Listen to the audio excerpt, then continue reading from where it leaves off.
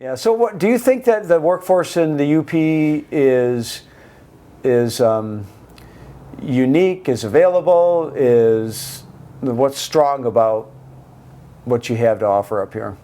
First thing I would say is our work ethic. I think it's part of what sets us apart. And as someone that was raised here, you have a mentality that I think really comes from the generations before mine that settled this opportunity. And my family is an example of that.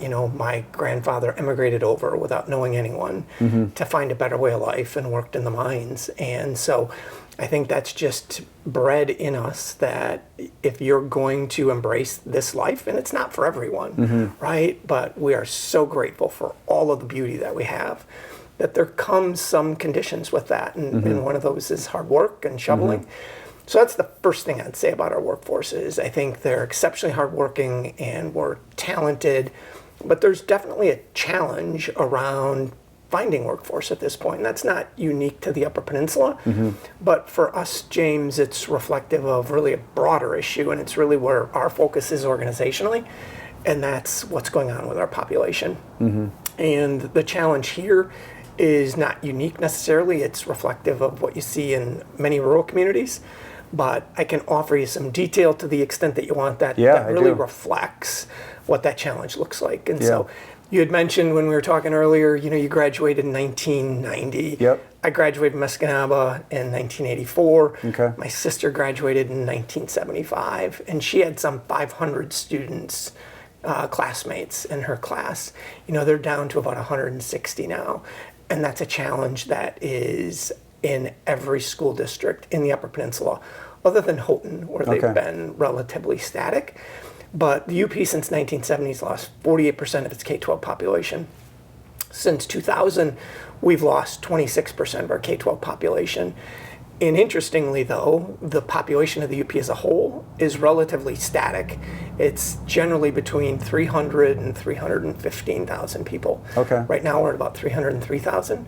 So it's aged dramatically. In 1970, when I was a kid, it was lousy with kids on the street playing.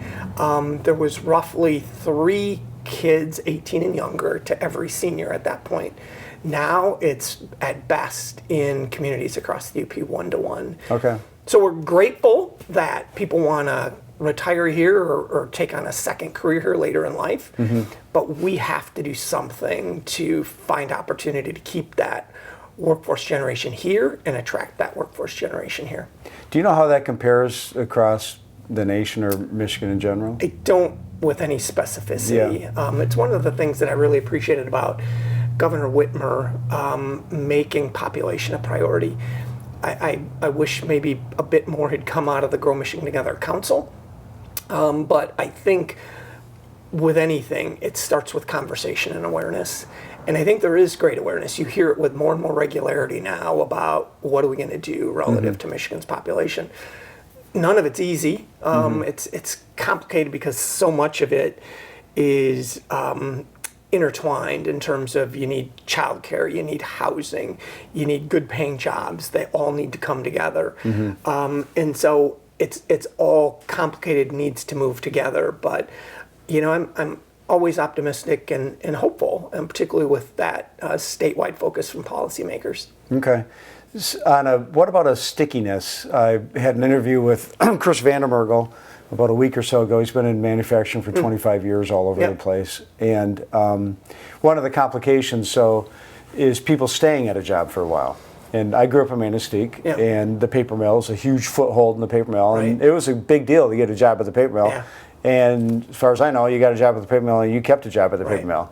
And downstate, for example, one city blends into another city. There's no dividing line. And people can change jobs every other year if they want to. In the Upper Peninsula, is it still that mentality more where you're working somewhere and they tend to stay at a location for a while? That's changed here too. In fact, I was just out at Billerud, Mead Paper in your youth and in Escanaba, which similarly, that was, a really attractive job to have. It still is, and still pays well and is, great family sustaining jobs. But when I toured there to see the new $125 million investment a month ago that they put into the woodyard, that was one of the things that came up. They used to have hundreds of applications for openings, and now it's maybe a couple dozen. So that's changed dramatically as well in terms of maybe what that looks like, and then is it a career there? And so I think maybe some of that's generational, and so some of that's changed. But yeah, I think we hear that same thing anecdotally here too. Okay. Well, your point in the very beginning that the UP has a dynamic in the mentality of the people, and it is a phenomenal work ethic. And living up here, there's a lot of entrepreneurship that goes on, and there's a lot of, Sisu has said a lot. I don't know if you use that phrase or not. I'm Italian, but we still embrace it. Yeah. So there's a lot of you just got to do it. You live in a small town, and it's the town that comes together to get things done. Yeah. And you notice even a lot of bakeries are local. A lot of times the food and the bread and things like that they're not coming from some other state, some other place. They're coming from a bakery or some shop in town that's making and producing something. Yeah, it's a destination. You're here intentionally. Yeah. We're fortunate. John Bacon from Ann Arbor, nationally renowned author, 6 or 7 books on the New York Times bestseller list, is coming up to speak next week. Okay. And so that'll be part of his message. Is it's not easy, but we don't want it to be easy. You can succeed here with that grit, determination, but you have to want to embrace winter and some of the other challenges, like being a bit isolated geographically. We think that works to our advantage. Yeah, I noticed that on your website. You don't hide the winter. No, it is what it is. Embrace it. Yeah. This is something you like. Yeah. Come on. Now, this winter was, tough even by our standards, but, lots to love about it. Oh, my gosh. There's so much to love about it. Yeah, so for sure.